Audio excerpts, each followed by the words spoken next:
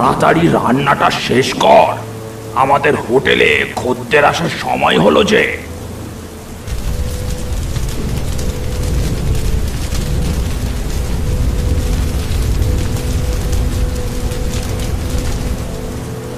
খদ্দেররা ওই এলো বলে তাড়াতাড়ি রান্নাটা শেষ কর।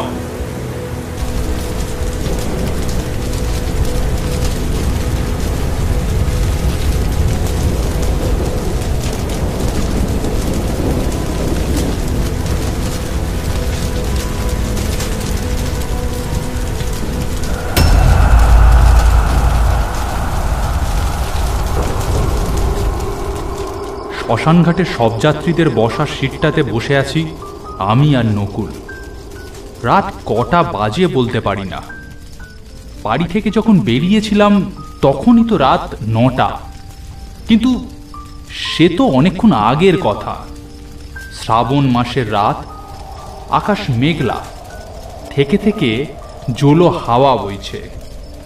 কানাই আর পিন্টুর কোনো দেখা নেই, কোথাও নেশা টেশা করতে গিয়েছে তারা। আমাদের সামনের জ্বলন্ত চিতাতে দাও দাও করে জ্বলছে নিমাই খুঁড়োর শবদেহ। নিমাই খুঁড়ো, পুরো নাম নিমাই চরণ মুখুজ্জে। সাতকালে তার কেউ কোথাও ছিল না, একা মানুষ, একাই থাকতেন, অতীব সৎ এবং সজ্জন ব্যক্তি। আজ সন্ধ্যাবেলা হঠাৎই তিনি মারা গেলেন, কিন্তু দেহ দাহ করার মতো কোনো রকম আত্মীয় স্বজন তার ছিল না। একে বর্ষাকাল, তার উপর নিঃসন্তান বৃদ্ধ, সুতরাং দেহ দাহ করতে গ্রামের লোকও এগিয়ে এলো না। তখন আমি, নকুল, কানাই আর পিন্টু এই 4 জনে মিলে তার শবদেহ দাহ করার দায়িত্ব নিজের কাঁধে তুলে নিলাম। মানুষ হিসাবে আমাদের তো একটা কর্তব্য আছে। দেহ কাঁধে করে বয়ে শ্মশানে এনে সমস্ত রকম ক্রিয়াকর্ম সারার পর শবদেহে আগুন লাগিয়ে আমরা হাত পা ছড়িয়ে একটু বসেছি। গাঁয়ের প্রান্তভাগে এই শ্মশান, শ্মশানের ঠিক পাশ দিয়ে বয়ে গেছে দামোদর নদ। শ্মশানের পরিবেশ অতীব ভয়ঙ্কর। চারিপাশে ভীষণ জোরে ঝিঁঝিও ব্যাং ডেকে চলেছে। এবার তার সাথে শুরু হলো শিয়ালের ডাক। হঠাৎই শরীরটা কেমন শিউরে উঠল। নকুল থতমত খেয়ে বলল, এই কানাই আর পিন্টু কোথায় গেল বল দেখি? এই আশেপাশে তাদের টিকিটিরও তো দেখা পাচ্ছি না। যা বলেছিস, সেই যে গেল আর আসবার নাম নেই। যদিও এখানে কাজ বিশেষ কিছু নেই, কিছুক্ষণ অন্তর অন্তর গিয়ে শবদেহ ঠিকঠাক পুড়ছে কিনা তদারক করা ছাড়া। ওহো, খুব খিদে পেয়েছে। সেই কোন সন্ধেবেলা খেয়েছি, একটু খেলে মন্দ হতো না। তা মন্দ বলিসনি, আমারও খুব খিদে পেয়েছে। কিন্তু এই খিদে পেলে তো আর উপায় নেই। খাবারের দোকান এখানে কোথায় বল? কেন, আসার সময় শ্মশানে ঢোকার আগে রাস্তার ধারে একটা খাবারের হোটেল দেখলাম যে। ওহো, এতক্ষণে কি আর সে হোটেল খোলা আছে? সে কখন বন্ধ হয়ে গেছে? আহ, খোলাও তো থাকতে পারে, চল না একবার গিয়ে দেখি। এখানে তো তেমন কিছু আর কাজ নেই, মরা ভালোই পুড়ছে। মিনিট 10 জন্য গেলে কোনো অসুবিধা হবে না। তাছাড়া শবদেহ পোড়ানোর আগে ছুঁয়ে থাকার রীতি আছে শুনেছি, কিন্তু একবার চিতায় তুলে দিয়ে আগুন ধরিয়ে দিলে তারপর আর ছুঁয়ে থাকা বা কাছে থাকার দরকার আছে বলে তো কখনো শুনিনি। হ্যাঁ, ঠিক কথা। চল তবে গিয়ে দেখি কিছু খাবার পাই কিনা। জ্বলন্ত চিতায় নিমাই খুঁড়োর আতপোড়া শবকে ফেলে রেখে আমি আর নকুল দুজনে হাঁটা লাগালাম হোটেলের উদ্দেশ্যে। হোটেলের কাছে আসতে দেখলাম হোটেলের ভিতর থেকে একটা আলো বেরোচ্ছে। কাছে যেতে দেখলাম হোটেলের মধ্যে একটা টিম টিম করে হ্যারিকেন জ্বলছে। হোটেলের ভিতর একধারে সার সার চেয়ার টেবিল পাতা খদ্দেরদের বসার জন্য, এবং অন্যদিকে একটা চৌকো টেবিল এবং তার সামনে একটা চেয়ার পাতা। সেই চেয়ারে একজন বৃদ্ধ মানুষ বসে আছেন। মাথায় পাকা চুল, নাকের নিচে একটা বড় গোঁফ, পরনে নীল ফতুয়া ও সাদা ধুতি। আমরা আসছি দেখতে পেয়ে লোকটি হাসি হাসি মুখ করে বললেন, আসুন বাবু, বসুন, কি খাবেন বলুন। ভাত হবে? হ্যাঁ হ্যাঁ হ্যাঁ হ্যাঁ, হবে বাবু, হবে। ভাতের সাথে আর কি আছে? ভালো মাংস হবে বাবু, খাবেন? না, মাংস নয়, কি মাছ আছে বলো। ভালো টাটকা রুই মাছ আছে বাবু, আপনারা বসুন, আমি ব্যবস্থা করে দিচ্ছি। বেশ বেশ, তাই দাও। এই বলে আমি আর নকুল দুজনে গিয়ে হাত ধুয়ে বেঞ্চে বসলাম। খানিকক্ষণের মধ্যেই ধোঁয়া ওঠা গরম ভাত, ডাল, আলু ভাজা, মাছের তরকারি লোকটা আমাদের সামনে সাজিয়ে দিয়ে গেল। খুব জোরে খিদে পেয়েছিল, তাই কথা না বাড়িয়ে খেতে শুরু করলাম। এই দোকানের রান্না করা প্রতিটা পদ অসাধারণ। পেট ভরে এক মনে খেয়ে চলেছি, এমন সময় একটা বিশ্রী গন্ধে কেমন গাটা গুলিয়ে উঠল। ঘি মাখানো কাঁচা মৃতদেহ আগুনে পুড়লে যেমন গন্ধ বেরোয়, ঠিক ঠিক তেমন আষ্টে বিশ্রী গন্ধ। গন্ধটা আসছে দোকানের বাইরের দিক থেকে। আমরা বিষয়টাকে বিশেষ গুরুত্ব দিলাম না। এতক্ষণে আবার ঝিরঝির করে বৃষ্টি পড়তে শুরু করেছে, তার সাথে ঝোড়ো ঝোড়ো হাওয়া দিচ্ছে। ভাবলাম হয়তো সেই হাওয়াই শ্মশানের মাংস পোড়া গন্ধকে এখানে উড়িয়ে নিয়ে আসছে। বেশি চিন্তা করার সময় ছিল না, কারণ ওই যে বললাম আবার বৃষ্টি পড়তে শুরু করেছে। ওদিকে মরা পোড়ানোর কি হচ্ছে কে জানে। তাই তাড়াতাড়ি খেয়ে দিয়ে উঠে পড়লাম। হাত ধুয়ে লোকটার কাছে টাকা দিতে গেলাম। কি দাদা, কত হয়েছে বলুন? লোকটা অবাক হয়ে বলল, সে কি বাবু, টাকা দেবেন কি?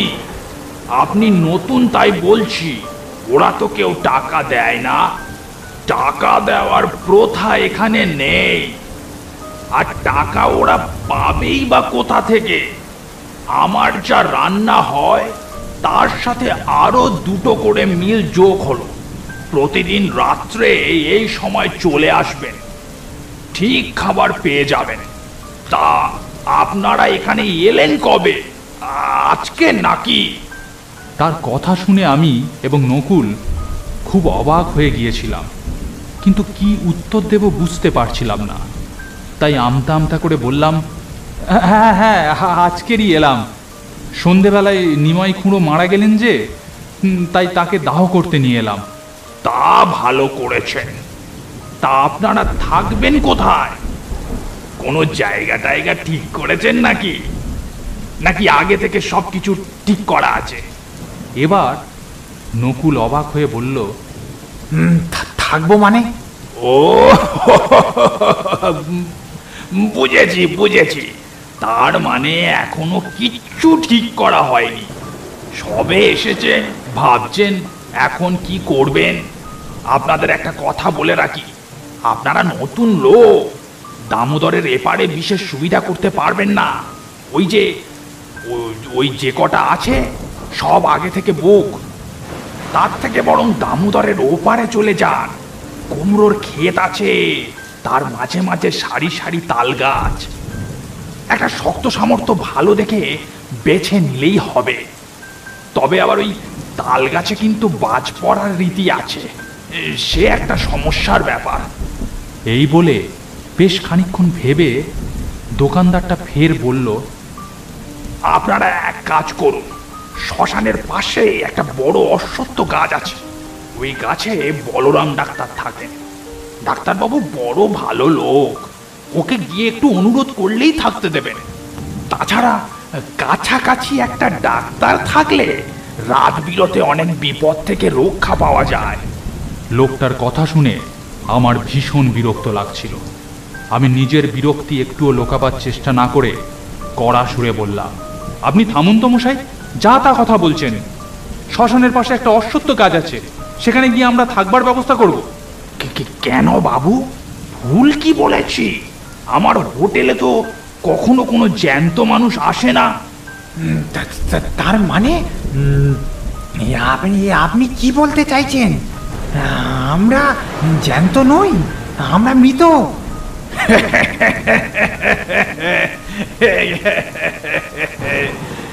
সেই রকম তো মনে হচ্ছে।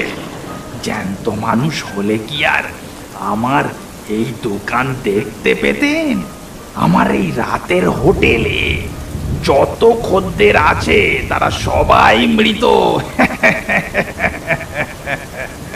আরে মশাই, কি বলছেন আপনি? আমরা মৃত নই, আমরা জ্যান্ত মানুষ। প্রথম প্রথম ওই রকমই মনে হয়। সদ্য মরেছেন কিনা? আপনার মাথা ঠিক আছে? টাকাটা নিন আর আমাদের মুক্তি দিন। পকিয়ে পকিয়ে মাথা ধরিয়ে দিল।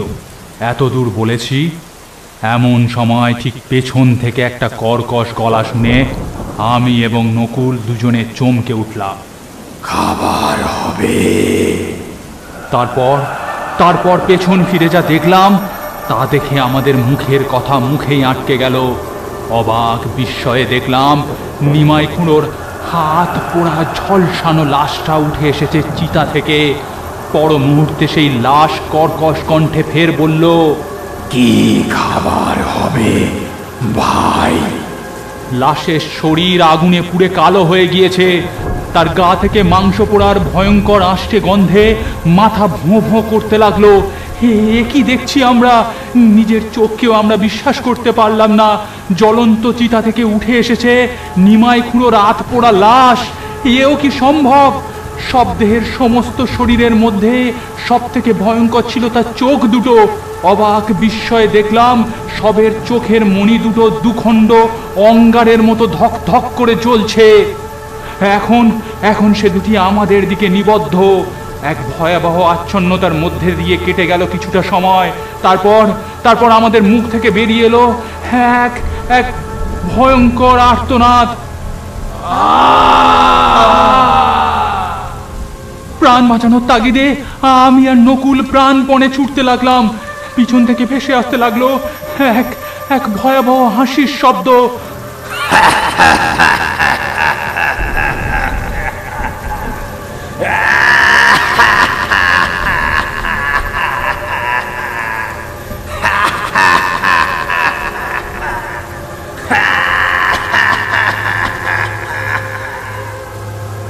ছুটতে আমি আর নকুল গ্রামের বটতলাতে না পৌঁছানো পর্যন্ত দাঁড়ালাম না।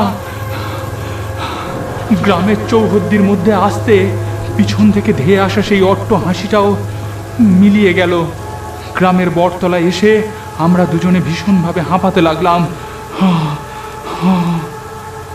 বৃষ্টি তখনও অঝড় নয়নে ঝরে চলেছে। কিছুক্ষণ সেখানে অপেক্ষা করার পর দেখলাম কানাই আর পিন্টু হন্ততন্ত হয়ে গ্রামের বটতলায় এসে পৌঁছালো। তারা এসে জানালো ফাঁকা জ্বলন্ত চিতায় তারা নিমাই খুঁড়োর লাশ দেখতে পায়নি। চারিপাশে খুঁজেছে, কিন্তু কোথাও লাশের কোনো চিহ্ন পাওয়া যায়নি। তখন আমরা ভয়ে ভয়ে আমাদের নিজের চোখে দেখা সেই ভয়ঙ্কর ঘটনাটি তাদের বর্ণনা করলাম। আমাদের কথা শুনে পিন্টু বলল, খুব বাঁচান বেঁচে গেছি ভাই। আর নয়, চল এখন বাড়ি ফিরে যাই। লাশের কি হলো তার দিনের বেলায় দেখা যাবে। তারপর আমরা চারজনে যে যার বাড়ি ফিরে গেলাম। সে রাত্রে কোনোভাবেই ঘুম এলো না। কেবলই মনে হতে লাগলো একটা আধ পোড়া মৃতদেহ আমার বাড়ির চারিপাশে ঘোরাঘুরি করছে এবং থেকে থেকে শরীর হিম করানো স্বরে হি হি করে হাসছে।